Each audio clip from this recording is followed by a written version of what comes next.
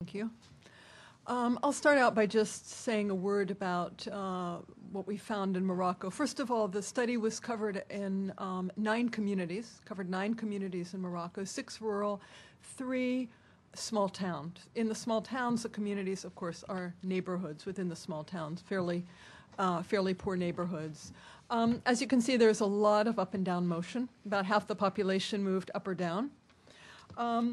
But one finding was that in some communities, especially rural communities dependent on agriculture, nobody was immune to falling, even those who were relatively prosperous. And of course, there's a connection here with the fact that Morocco's been undergoing a drought, and that is related to climate change.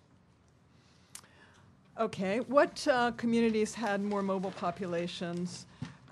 We found that, interestingly, communities that started out with a larger segment of the population as non-poor were just more vibrant and offered more opportunities. And these tended to be the larger and more urbanized communities. Again, more livelihood opportunities, demands for goods and services, better services available, including education, health, roads, electricity, important for businesses, and also women's labor force participation. I'll say a bit more about that later.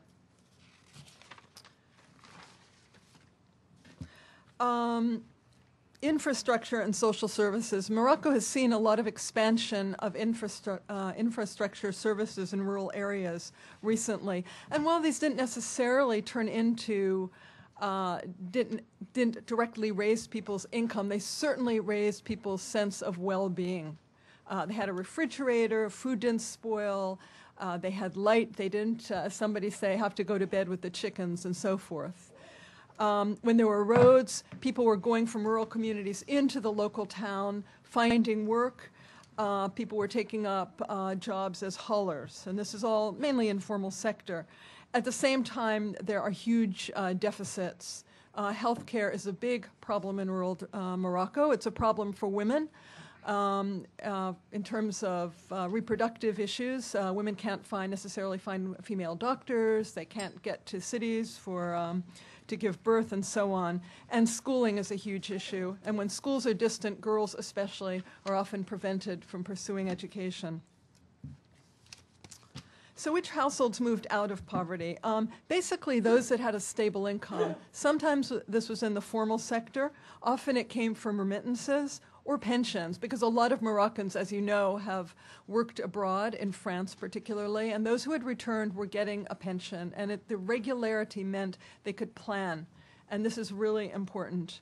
They could also borrow, especially those in formal sector work. So if you have, you can get more.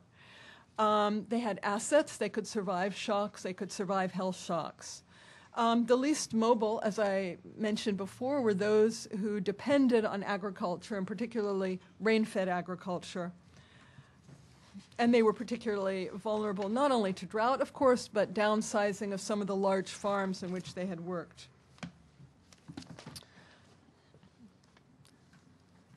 Let's see, okay. Labor migration and remittances. Well, one of the issues we considered particularly in Morocco was that of labor migration. This has been a development strategy for many, many decades on the part of the government for all sorts of reasons. And of course, now we're going to see the downside of that as migrants return and remittances fall off. But generally, in the study, we found that communities that sent a lot of migrants abroad were doing very well, not simply because of remittances, but the migrants would come back in the summers, they would invest locally, they would just spend. Young people, I have to say, were very ambivalent. Some saw migration as their only hope. Many felt they were under pressure to leave home, and they didn't like it. They felt they were frightened of the risks, particularly those who had to migrate illegally.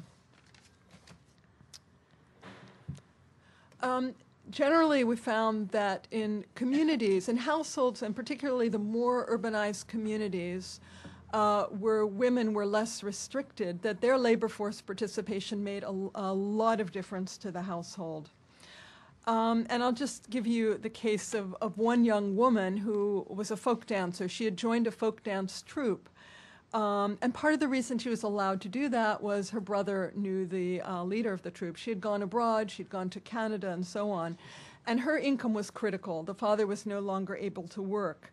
Her income was supporting her younger sister through education, but Hbiba herself understands her options are limited in the future. She's not, for one thing, she's not literate, and she feels very constrained by her lack of education. So, implications, just to wrap up. Clearly, one of the things is reducing red tape at the local level. There are many, many entrepreneurial people at the local level. There's a lot of corruption.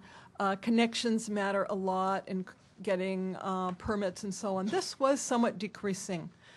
And when Hbiba was mentioning that you can have a liberal democracy, well, a kingdom really, but you can have a degree of local level democracy, there had been recent elections, and people were pretty positive. They felt that they were learning more, they could say more in public, and that things had loosened up at the local level in terms of pursuing enterprises. There were a number of producer co-ops that were doing quite well. Now, these were mainly open to the less poor, not the very poorest. They were a source of mobility, and I think they're worth thinking about in the future. One could do a lot in terms of providing more incentives for people to invest remittances locally, and there's some very interesting work on earlier migration, migrants from the Sus area, Highland Berber area, their collaboration with local organizations and government to funnel remittances into local development. Expanding networks of infrastructure networks is extremely important. Social services. The Moroccan government has not done a lot in terms of providing social safety nets, social insurance. I think the philosophy is the family should take care of it. But as we know, when people are poor, when people have a shock, the whole family is implicated. They can't help each other. And finally, I think empowerment is a huge issue. Youth have a lot of issues in Morocco. There's a large youth cohort that feel very frustrated, that have high aspirations, that want better education, especially among the girls. This is a big issue, that their freedoms were very curtailed relative to the young men's. Women, where women have the freedom to get involved in the labor market, it really helps the household. So that's a very important issue. So I think I'll stop there so we have time for discussion. Thanks. Thank you very much indeed. Okay, well, we've got the main